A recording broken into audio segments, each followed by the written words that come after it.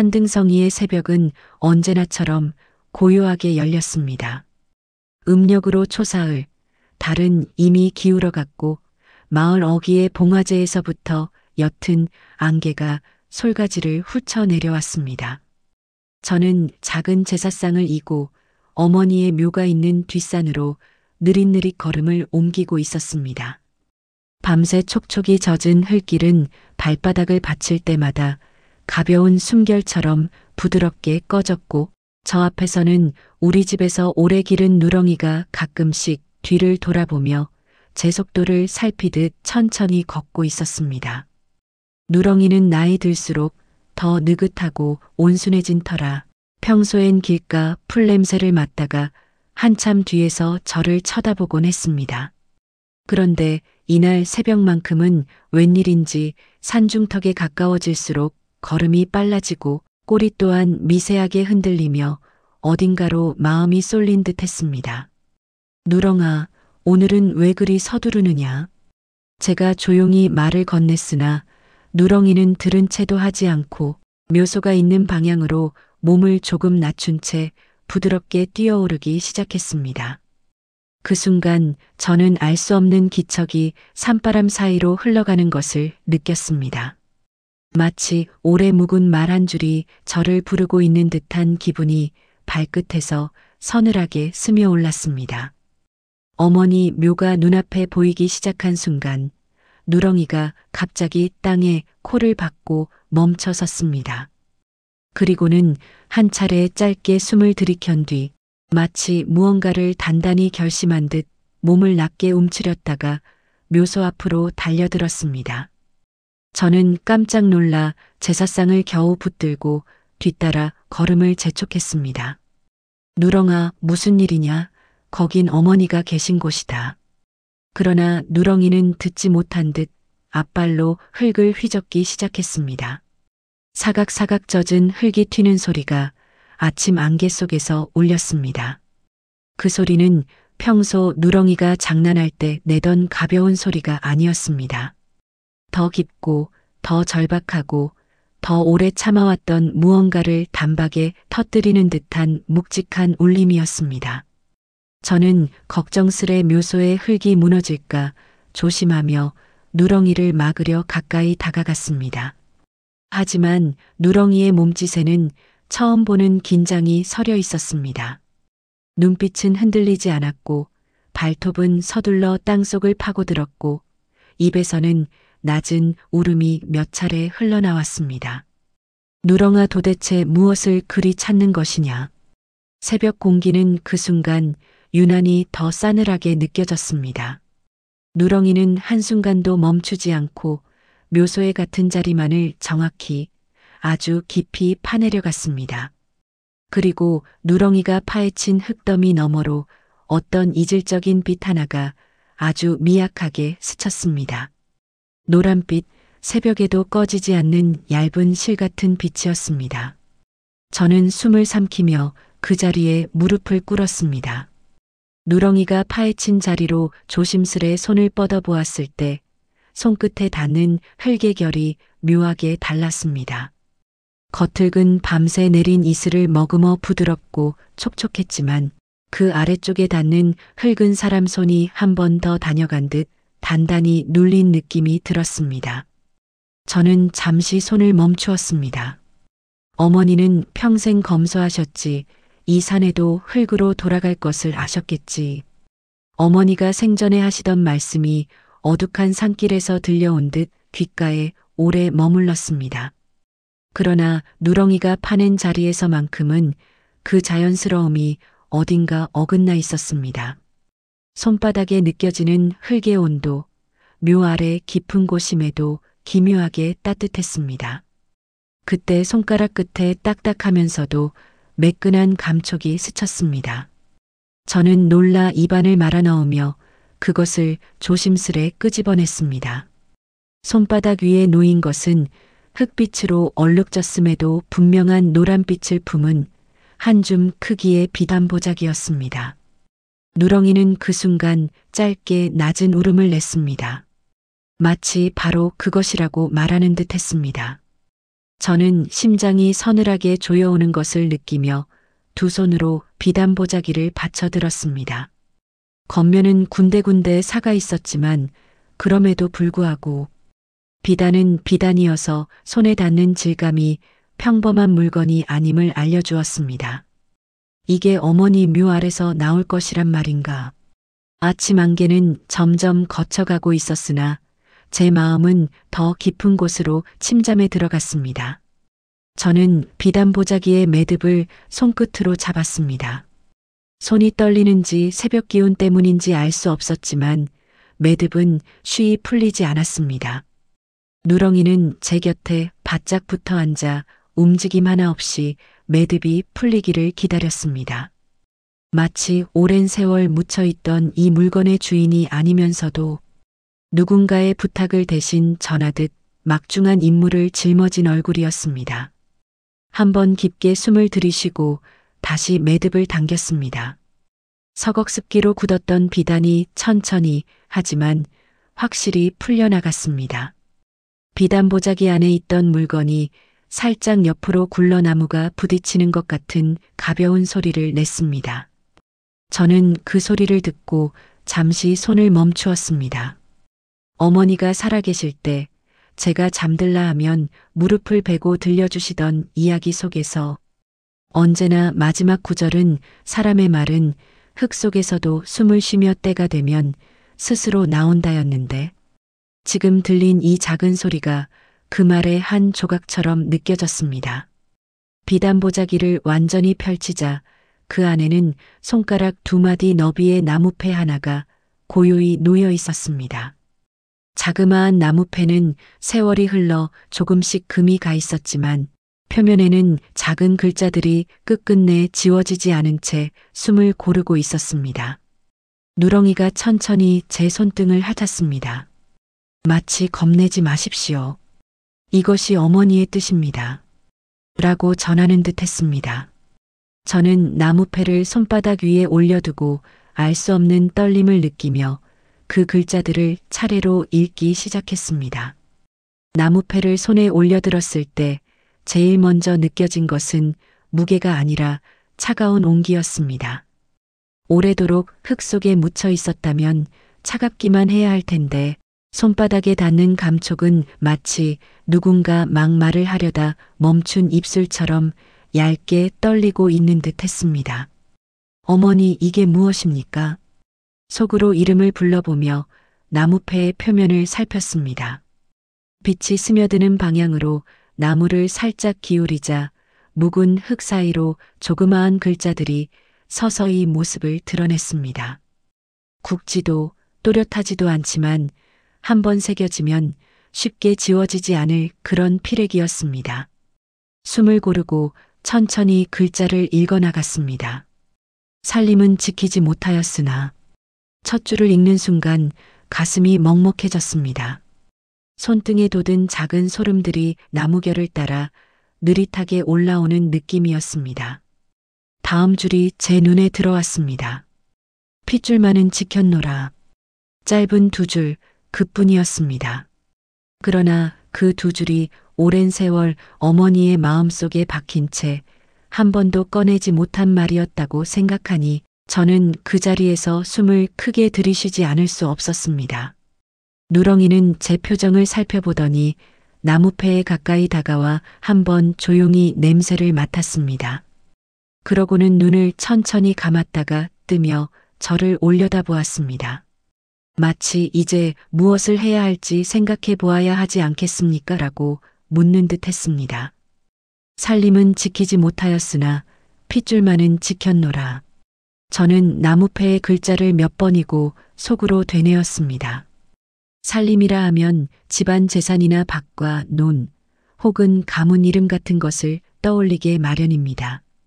어머니는 평생 검소하고 남에게 빚진 것 없이 사셨으니 지킬 살림도 남에게 보일 살림도 그리 많지 않으셨습니다. 그런데 지키지 못한 살림을 굳이 적어두시고 그 대신 핏줄만은 지켰다고 남기신 까닭이 마음에 걸렸습니다. 핏줄이라 하면 피가 이어진 자식 혹은 피는 이어지지 않았어도 마음으로 맺은 인연을 말하기도 합니다. 문득 어머니께서 사람들에게 들리지 않게 귀에 입을 대고 하시던 말씀이 떠올랐습니다. 세상에는 말이지 같은 밥을 먹어도 혈맥이 닿지 않은 이가 있고 피 한 방울 섞이지 않아도 끝까지 지켜야 할 인연이 있는 법이다. 그때에는 그저 옛말로만 들었지만 이제 와 돌아보니 어머니는 이미 이 나무패에 적힌 뜻을 돌려 말하고 계셨던 것인지도 모르겠습니다. 누렁이는 나무패를 한 번 더 쳐다보더니 어머니 묘 앞에 가만히 앉아 꼬리를 몸 옆으로 말아두었습니다. 그 모습이 마치 어머니의 무덤을 지키는 작은 수문장 같아 보였습니다. 어머니 지키지 못한 살림은 무엇이며 지켜내신 핏줄은 도대체 누구입니까? 제 입에서 절로 그런 말이 흘러나왔습니다. 산바람은 아무 대답도 하지 않고 묘비의 옆면을 스쳐 솔잎 사이로 사라져갔습니다. 그때 머릿속에 한 사람이 떠올랐습니다. 어머니께서 마을의 어느 집 문턱만은 끝내 넘어가지 않으려 하시던 이유, 그 집사람과 눈이 마주치면 손에 쥔 바리떼를 꼭 쥐고 돌아서시던 모습, 그 집에 얽힌 일은 묻지도 따지지도 말거라 하고 단호하게 말씀하시던 날이 생각났습니다. 저는 나무패를 품에 조심히 넣고 묘소의 흙을 다시 정리했습니다. 누렁이는 묘 앞에서 일어나 제가 내려갈 방향보다 다른 쪽 산길을 잠자코 바라보았습니다. 그 길은 어머니가 생전에 끝내 발을 들이지 않으려 했던 그 집이 있는 마을 쪽을 향하고 있었습니다. 그래, 먼저 묻는 수밖에 없겠지. 저는 누렁이의 머리를 한번 쓰다듬고 천천히 산을 내려가기 시작했습니다. 이제부터 어머니의 말을 기억하는 사람을 찾아 지켜진 핏줄이 무엇인지 조금씩 살펴보아야 할 차례였습니다. 누렁이는 제 한 걸음 뒤에서 조용히 발자국을 포개며 끝까지 따라 내려왔습니다.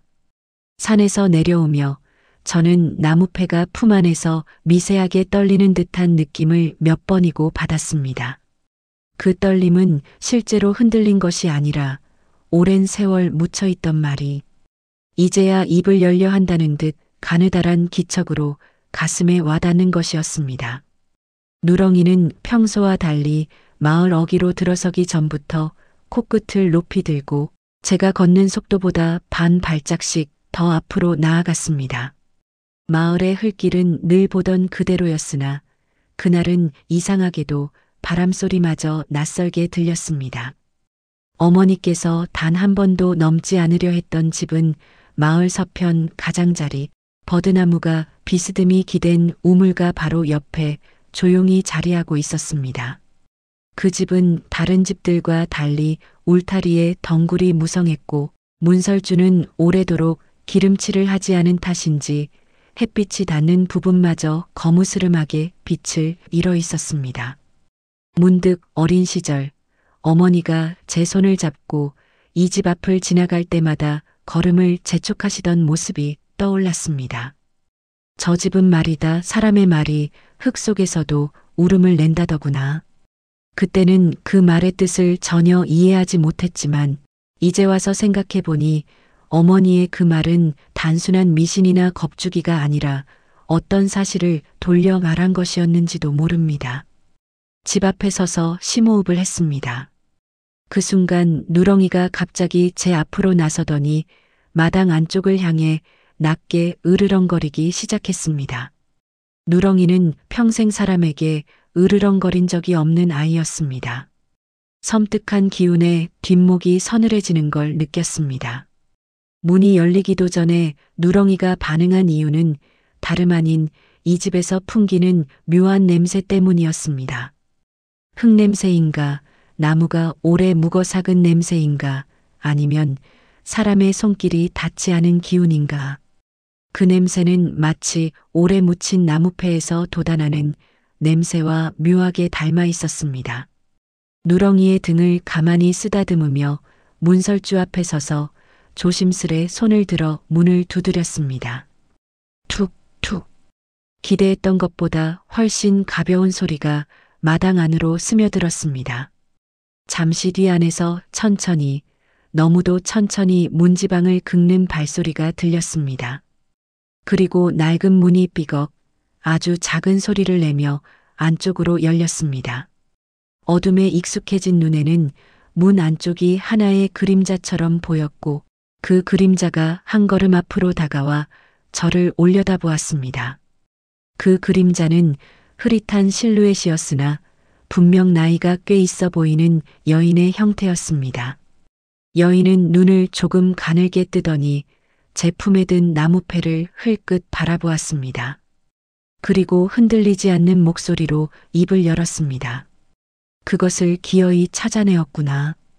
그 말 한마디에 등줄기로 찬 기운이 흘렀습니다. 여인의 얼굴은 문틈으로 스며든 아침빛에 서서히 드러났습니다. 그는 머리에 흰 비단을 얹은 채 두 손에 힘을 주지 않고 가슴께에서 가지런히 모아 쥔 모습이 흐트러짐 하나 없어 보였습니다. 그 눈빛은 처음 보는 사람을 바라보는 것이라기보다는 오래전에 헤어진 사람을 다시 보는 것처럼 낯설면서도 기묘한 친숙함이 섞여 있었습니다. 저는 비단 보자기를 품에서 꺼내 조심스럽게 펼쳐 보였습니다. 그 위에 놓인 나무패의 글자들이 햇빛을 받아 더 또렷이 보이자 여인의 눈이 아주 미세하게 흔들렸습니다.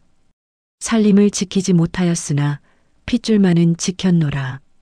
여인은 그 글을 소리내어 읽으며 아주 천천히 고개를 떨구었습니다. 그리고 마침내 입을 열었습니다. 저 글을 남긴 이는 내 어머니가 아니라. 여인은 숨을 들이쉬었습니다.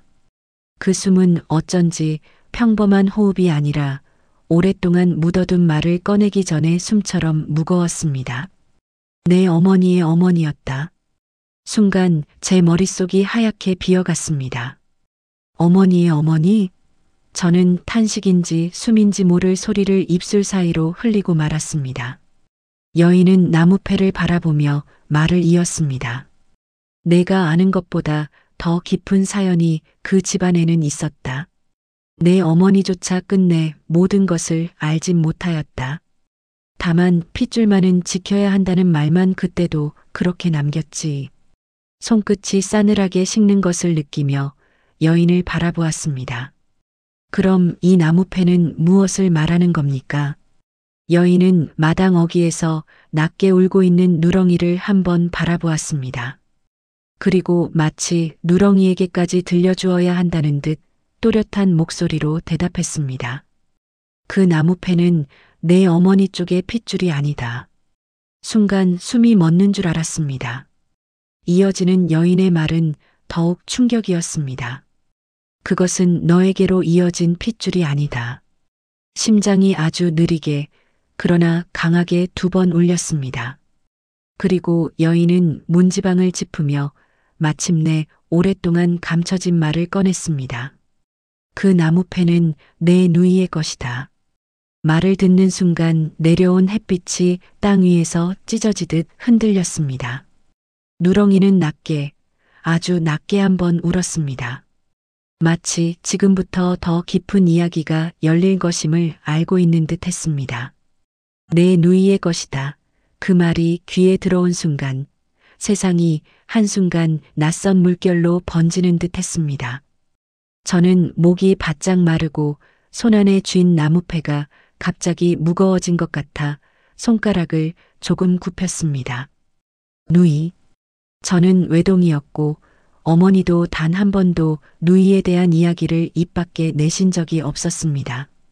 그러니 누이라는 단어는 분명 나의 삶에서 한 번도 실체가 없었던 이름이었습니다. 그럼에도 불구하고 이 집 앞에서 어머니가 발을 들이지 않으려 하던 이곳에서 그 단어가 이렇게 또렷하게 등장하자 내가 아는 세계의 기단이 조금씩 흔들리는 것만 같았습니다. 여인은 문설주에 기대선 채 나무패를 바라보며 말을 이었습니다. 내 누이는 태어난 지 사흘 만에 이 집으로 맡겨졌다. 사흘, 겨우 사흘. 그 어린 생명을 세상에 내어놓은 지 겨우 사흘 만에 이 집에 맡기다니. 말문이 막혔습니다. 여인은 또 말했습니다. 그때는 사람들이 먹고 살기 힘들어 연고 있는 집에 아이를 맡기는 일이 드물지 않았지만 내 어머니의 사정은 그와 달랐다. 그 말 끝에서 여인의 목소리는 한층 더 낮아졌습니다. 내 누이를 이 집에 맡기던 날 너희 집안에는 비밀이 하나 생겼지. 그 말에 등골이 서늘해지는 것을 억누르지 못했습니다. 누렁이는 제 발치에서 가만히 코를 들이밀고 바람의 결을 읽듯 한 방향만 바라보고 있었습니다. 여인은 잠시 숨을 고른 후 문틈으로 새어나오는 햇빛 속에 손을 내밀며 말했습니다. 내 누이는 이 집에서 자라지 못했다. 그 말의 뜻을 곧장 이해하지 못했습니다. 여인의 말은 마치 하나의 문을 열어놓고 그 안에 또 다른 문을 덧붙여 두는 것만 같았습니다. 내 누이는 이 집에 맡겨지던 날 밤 사라졌다. 순간 심장이 위아래로 뒤틀리듯 묘한 통증을 일으켰습니다. 사라졌다니? 아이를 맡겨놓고 그날 밤 사라졌다는 말은 무슨 뜻인가? 사라졌다고요? 제가 되묻자 여인은 아주 천천히 고개를 끄덕였습니다. 그래. 아이의 흔적만 남기고 사라졌다. 그 순간 어머니가 묘소 아래에 나무패를 숨겨두었던 이유가 서서히 윤곽을 드러내기 시작했습니다. 핏줄만은 지켰노라 그 말은 지켜야 했기에 숨길 수밖에 없었던 무언가가 있었다는 뜻이었습니다. 그러나 그 핏줄이 살아있는 아이가 아니라 어떤 흔적이라면 비단 보자기를 다시 품에 넣으며 숨을 깊게 들이켰습니다. 누렁이는 마당의 한 구석을 향해 가만히 걸음을 옮기기 시작했습니다. 길지 않은 그러나 분명한 발걸음. 누렁이가 멈춘 곳은 버드나무 옆 흙이 다른 곳보다 조금 더 마르고 조금 더 밝은 색을 띤 자리였습니다. 누렁이는 그 자리에 앉아 살짝 땅을 바라보았습니다. 마치 여기서부터 다시 시작해야 한다고 말하듯이. 여인은 누렁이가 바라보는 자리를 잠시 응시하더니 입술을 조금 굳혔습니다. 저 자리 그곳이 내 누이가 마지막으로 놓여있던 자리다. 그 한마디로 저는 말문이 완전히 막혔습니다. 저 자리가 누이의 마지막 자리. 여인은 천천히 말을 이어갔습니다. 내 어머니는 그날 밤 너무 늦게 이 집에 도착했다.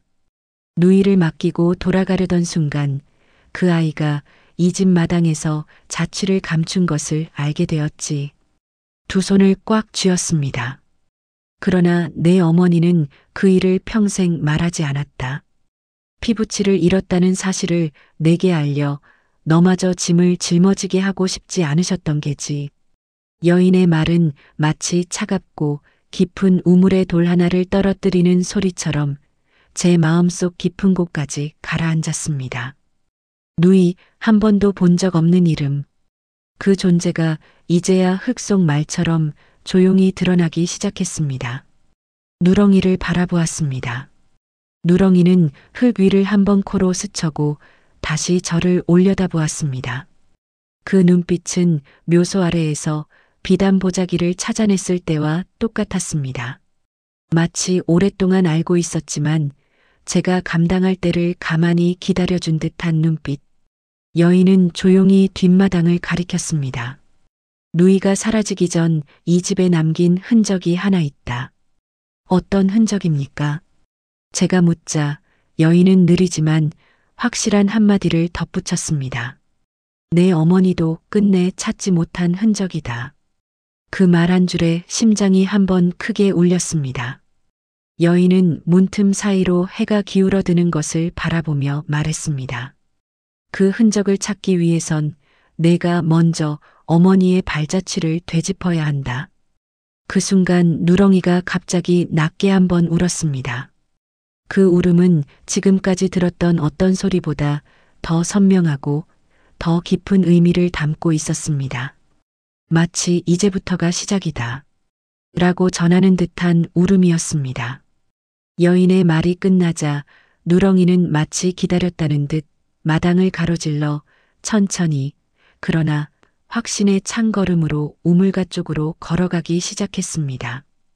우물가는 버드나무 그림자가 드리운 탓에 햇빛이 잘 들지 않았습니다. 그러나 그늘 아래에서도 흙의 결이 다른 부분이 눈에 들어왔습니다.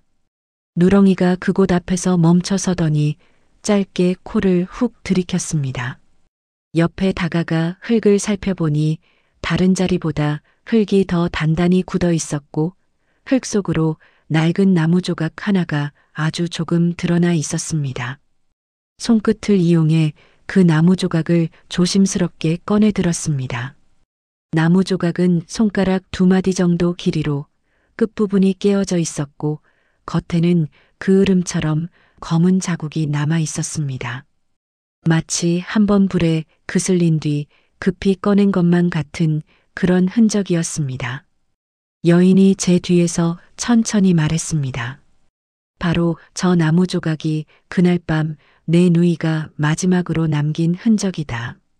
누이가 이걸 남긴 겁니까? 제가 묻자 여인은 고개를 끄덕였습니다. 사흘된 아이가 스스로 남길 수 있는 흔적은 많지 않다. 그러나 그날 밤 우물가에서 이 조각을 처음 발견한 사람은 너희 어머니였다. 바람이 우물가의 검은 수면을 살짝 흔들었습니다. 그때 누렁이가 낮고 깊은 소리로 2번 울었습니다. 나무 조각의 그을린 부분을 손톱으로 살짝 긁어보았습니다. 그 작은 조각에서 어딘가 익숙한 냄새가 났습니다. 나무를 태울 때 나는 탄내가 아니라 부엌에서 찬을 만들며 들기름을 달굴 때 팬에서 일어나는 그 묘한 연기와 비슷했습니다. 어머니의 부엌에서만 나던 그 향. 이 냄새 어머니의 손에 늘 묻어있던 그 냄새입니다. 여인은 잠시 눈을 감았다가 다시 떴습니다. 어머니가 이 조각을 주워 들었을 때 아이가 남기고 간 유일한 흔적이라고 생각하셨지. 작은 나무 조각을 2 손으로 감싸며 그 말을 다시 곱씹었습니다. 사흘된 아이가 나무 조각을 줄 수 있을까? 불길 앞에 놓였던 흔적이 우물가로 옮겨졌을까? 그 모든 것이 어머니의 손길을 거쳐 비밀로 남겨졌을까? 질문들이 한꺼번에 밀려오는 동안 누렁이는 갑자기 우물가의 돌기둥을 앞발로 콩 하고 두드렸습니다. 그 소리는 우물의 깊은 속으로 낮고 길게 울려 퍼졌습니다. 여인의 표정이 순간 미세하게 굳었습니다. 누렁이는 그날 밤의 냄새를 기억하는 것이다. 그 말을 듣고 심장이 팔딱 뛰기 시작했습니다. 그날 밤 무슨 일이 있었습니까? 여인은 우물가에서 시선을 떼지 않은 채 천천히 대답했습니다. 그날 밤 우물에서 아이 울음이 들렸다는 사람이 있었다. 그 말에 등허리가 뻣뻣하게 굳었습니다. 우물에서 아이 울음 상상만으로도 다리가 저릿해져 입술을 세게 깨물었습니다. 하지만 사람들은 우물에서 울음이 난리 없다며 그 말을 믿지 않았다. 너무 늦은 밤이었고 아이를 맡기던 날이었으니 누구도 진실을 보려 하지 않았다. 누렁이는 우물의 가장자리로 다가가 깊은 속을 들여다보았습니다. 엎드린 몸에서 등줄기로 서늘한 기운이 흘렀습니다. 우물 속을 들여다보았습니다. 물은 깊어 바닥은 보이지 않았고 햇빛이 조금씩 기울어 표면만 은빛으로 번졌습니다. 그러나 그 물결 아래는 마치 말하지 못한 말 하나가 오래 숨어 있는 듯 고요했습니다.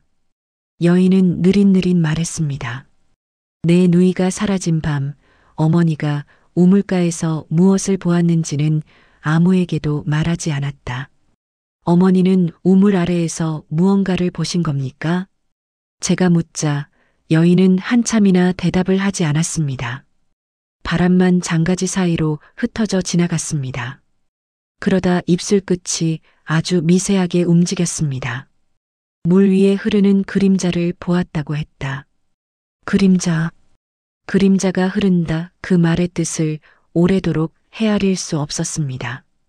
그 순간 누렁이가 갑자기 우물가의 돌기둥 옆 낡은 누각 아래로 달려갔습니다. 누각 아래는 사람 키 높이 정도의 좁고 어두운 틈이 있었는데 누렁이가 그 틈 앞에 몸을 낮추고 짧게 2번 울었습니다. 그 옆으로 다가가 땅을 살폈습니다. 틈 안쪽에는 흙이 바깥보다 훨씬 덜 굳어 있고 마치 누군가가 얼마 전까지라도 무언가를 파다가 덮어둔 듯한 흔적이 보였습니다.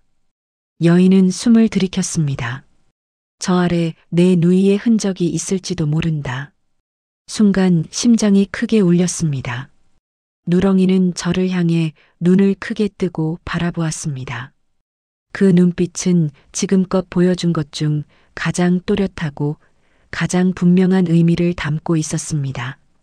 마치 이제 여길 파보아야 하지 않겠느냐고 말하는 듯 했습니다.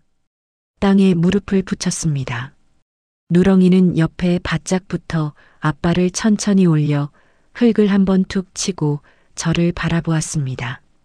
이제 진실이 바로 눈앞으로 다가오고 있었습니다.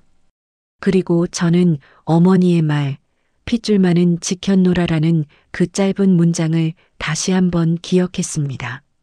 지켜진 핏줄의 종착지는 바로 이곳일지도 모른다는 생각이 조용히 가슴 밑바닥에서 일었습니다. 누각 아래의 흙은 겉보기와 달리 손끝에 닿는 감촉이 너무도 부드러웠습니다. 오래전 누군가가 급히 파내었다가 다시 덮어둔 것처럼 겉흙만 단단했고 조금만 깊이 들어가면 습하고 말랑한 흙이 손바닥을 감싸 올라왔습니다. 누렁이와 나란히 그 흙을 조심스럽게 파내기 시작했습니다. 손가락 사이로 흙이 스르르 미끄러져 내려갈 때마다 심장이 조금씩 빠르게 뛰어올랐습니다.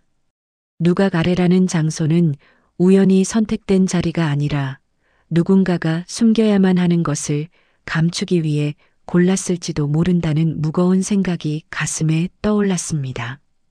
누렁이는 한 번도 짖지 않고 제가 흙을 파는 속도에 맞춰 앞발로 아주 천천히 땅을 긁었습니다. 마치 여기 바로 이 자리라며 흙 아래의 위치를 내게 알려주는 것 같았습니다. 손이 흙 속 깊이 들어갔을 때 무엇인가 딱딱한 것에 손끝이 스쳤습니다. 숨을 멈추고 더 조심스럽게 흙을 걷어냈습니다. 그리고 흙을 털어낸 그 아래에서 작지만 또렷한 나무 조각 하나가 모습을 드러냈습니다.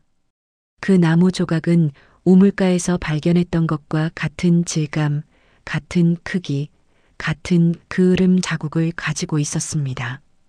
그러나 이번 조각에는 작은 글자 하나가 흙에 반쯤 묻힌 채 남아 있었습니다. 그 글자를 천천히, 아주 천천히 읽었습니다. 초. 겨우 한 글자였지만 그 글자가 주는 울림은 가볍지 않았습니다. 여인은 제 뒤에서 만년 묵은 돌처럼 낮고 깊은 목소리로 말했습니다. 그 글자 내 누이의 옷에 늘 붙어 있던 글자다. 온몸이 순간 고요해지는 것을 느꼈습니다. 누이는 태어난 날에 지어진 이름이 있었다. 초련이라고 짧고 연약한 생을 꽃잎처럼 건네다간 아이였다. 초련? 흙 속 깊은 곳에서 잠자고 있던 그 글자가 이제야 세상 위로 다시 떠오른 것입니다. 그리고 그 글자는 잃어버린 생명의 마지막 흔적이었습니다. 누렁이는 그 나무 조각을 한번 핥더니 제 눈을 바라보았습니다. 그 눈빛은 마치 말했습니다. 이제 더 깊이 파보아라. 손끝을 다 잡아당겨 더 깊은 흙을 파기 시작했습니다.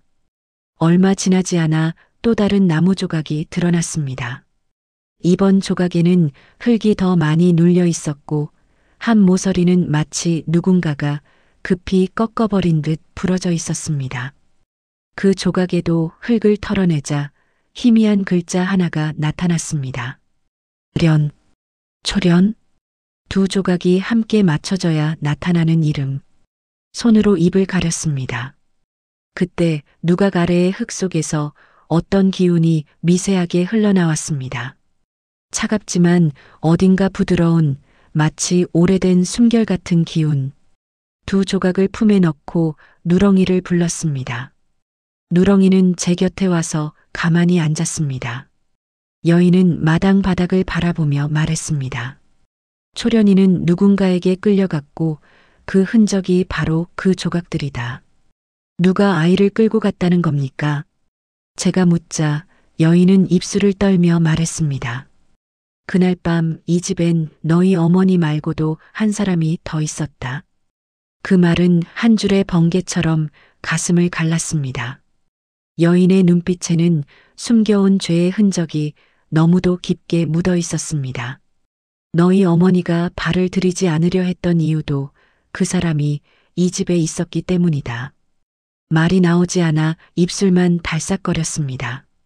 누렁이는 그 순간 낮게 울었습니다. 그 울음에는 분명한 의미가 담겨 있었습니다.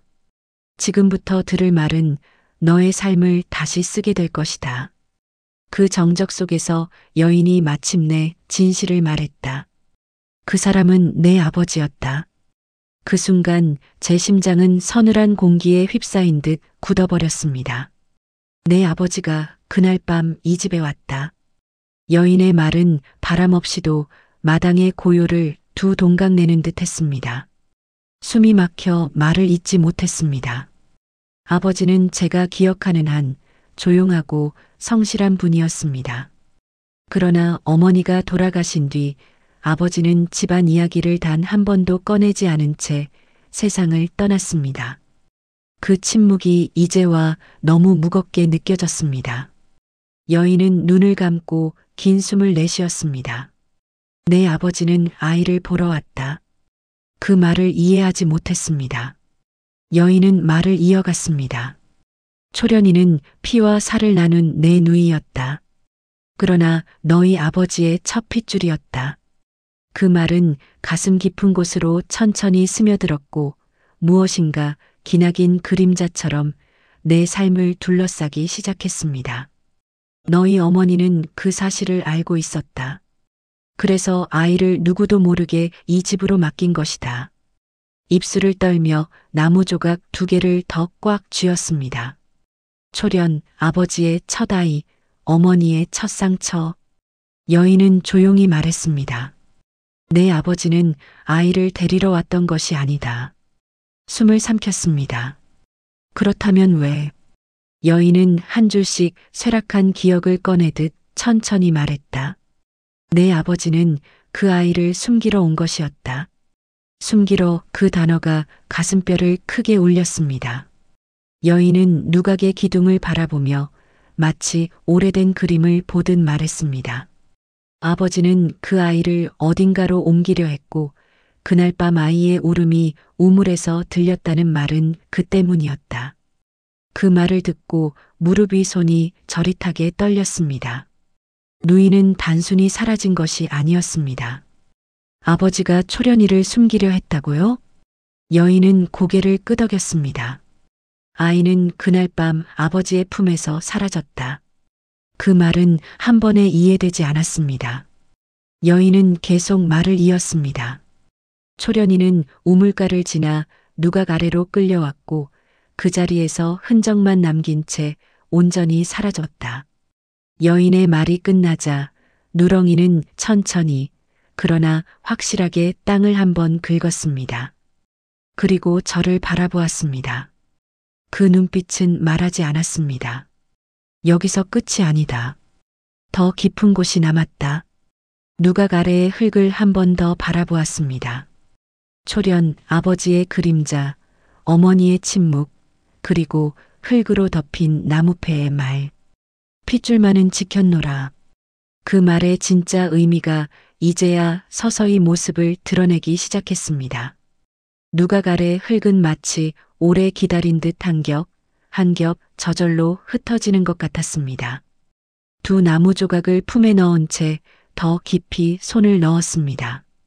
손끝이 갑자기 차갑고도 단단한 것에 닿았습니다. 숨을 들이켰습니다. 조심스레 그것을 꺼냈습니다. 흙이 우수수 떨어지며 드러난 그것은 작은, 정말 작은 나무 상자였습니다. 한 뼘도 되지 않는 크기, 손가락 2개로도 들 수 있을 만큼 가벼운 상자. 그러나 그 안에 담긴 의미는 결코 가볍지 않았습니다. 누렁이는 그 상자를 보자 낮게 울었습니다. 그 울음은 슬픔이 아니라 마침내 찾았다는 안도의 울음처럼 들렸습니다. 상자를 품에 안고 여인을 바라보았습니다. 여인은 이미 눈물을 흘리고 있었습니다. 그 상자 초련이가 처음 이 집에 왔을 때 어머니가 직접 만든 것이다. 여인은 떨리는 목소리로 나지막이 말했습니다. 그 상자 안에 아이는 마지막까지 자신을 지키려 했던 흔적이 있다. 손끝으로 나무 상자의 뚜껑을 조심스레 밀어 올렸습니다. 그리고 제가 본 것은 그 어떤 말로도 설명하기 어려운 것이었습니다. 상자 안에는 희미하게 그을린 1000조각이 2장 들어 있었고 그 1000조각들 사이에는 나무로 만든 작은 패 하나가 눌려 들어가 있었습니다. 그 패에는 아주 어린 아이가 손톱으로 긁어 쓴 듯한 작은 글자 하나가 남아 있었습니다. 집. 그 글자를 보는 순간 가슴이 찢어질 듯 아팠습니다. 초련은 그 어린 나이에 자신이 어디에 있었는지, 어디로 가고 싶었는지를 그 작은 손으로 남겨두려 했던 것입니다. 손으로 입을 막고 흐르는 눈물을 멈추려 했습니다. 그러나 누렁이가 제 다리에 코를 대며 천천히 숨을 내쉬자 결국 버티지 못하고 무릎을 꿇고 말았습니다. 초련아, 이게 내가 남긴 거니? 흙 냄새를 머금은 바람이 누각의 기둥을 스쳐갔습니다. 마치 아주 조용한 목소리로 누군가가 제 귓가에 속삭이는 듯 했습니다. 나 집에 가고 싶었어. 여인은 흙 위에 놓인 상자를 긴 시간 바라본 뒤 천천히 입을 열었습니다. 초련이가 마지막으로 남긴 자리는 바로 이 누각 아래가 아니었다. 그럼 아이가 어디에? 저는 말을 잇지 못했습니다. 여인은 누각 뒤편 가파르게 내려가는 작은 돌계단을 가리켰습니다. 초련이는 그날 밤 이곳에서 사라진 게 아니라 바로 저 아래로 향했다. 누각 뒤편으로 천천히 걸음을 옮겼습니다. 돌계단 아래에는 작은 숲길이 있었고 그 숲길은 우물가와 반대 방향으로 아주 깊은 곳까지 이어져 있었습니다. 그곳은 마을 사람들도 발을 거의 디디지 않는 오래전부터 금기처럼 여겨지던 숲이었습니다. 누렁이는 그 숲길을 바라보며 한번 짧게 울었습니다. 그리고 아무런 망설임 없이 앞장서 걸어가기 시작했습니다. 마치 이제 마지막이다라고 말하듯 상자를 품에 안고 누렁이를 따라 걸었습니다. 여인은 그 뒤에 서서 짧게 말했습니다. 내 어머니가 너를 이 집에 보내지 않으려 했던 이유, 이제 조금은 알겠지. 발걸음을 멈추고 여인을 바라보았습니다. 여인은 눈에 물기를 머금은 채 조용히 고개를 끄덕였습니다. 초련이는 내 어머니의 상처였고 내 아버지의 은밀한 그림자였다. 그리고 덧붙였습니다. 그 상자에 담긴 흔적은 아이가 마지막으로 자신을 지켜낸 기록이자 어머니가 죽기 전에 내게 남기고 싶어 했던 진실의 조각이다. 두 손으로 상자를 꼭 쥐었습니다. 나무결 사이사이로 따뜻한 감촉이 느껴졌습니다. 그 감촉은 마치 아주 작은 아이의 체온 같았습니다. 그 순간 숲길 아래쪽에서 누렁이가 짧지만 또렷하게 짖었습니다. 숨을 들이마신 뒤 걸음을 내디뎠습니다. 초련아, 엄마가 왔다. 그 말이 저도 모르게 입에서 나왔습니다. 숲은 아주 오래 기다렸다는 듯 미세하게 떨렸습니다. 그리고 마침내 그 숲길 아래에서 무언가가 저를 기다리고 있는 기운이 또렷하게 느껴졌습니다. 이제 모든 진실이 한 줄로 이어지기 시작했습니다. 숲길은 해가 이미 중천에 오른 뒤에도 늘 새벽처럼 어두운 기운을 머금고 있었습니다. 누렁이를 따라 조심스럽게 발걸음을 옮겼습니다. 풀잎 사이에 어른 손가락만 한 촛농 자국이 몇 군데 남아 있었습니다. 그 흔적을 손끝으로 짚었습니다. 누구의 것인지, 언제의 것인지, 어떤 마음으로 두고 갔는지 알 수 없었습니다.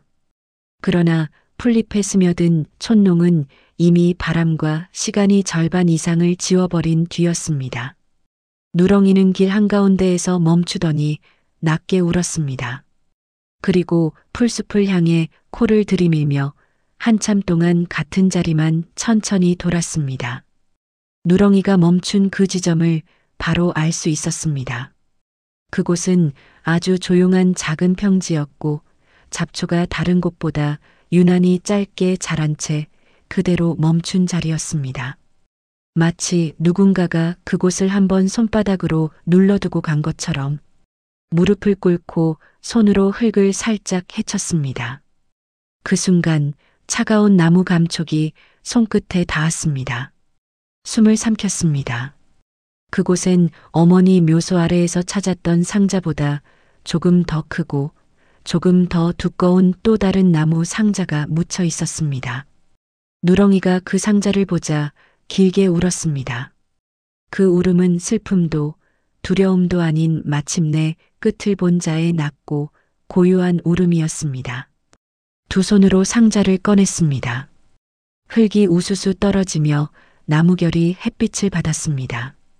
그 순간 여인의 말이 다시 떠올랐습니다. 초련이가 마지막으로 남긴 흔적은 누각 아래 하나뿐이 아니야.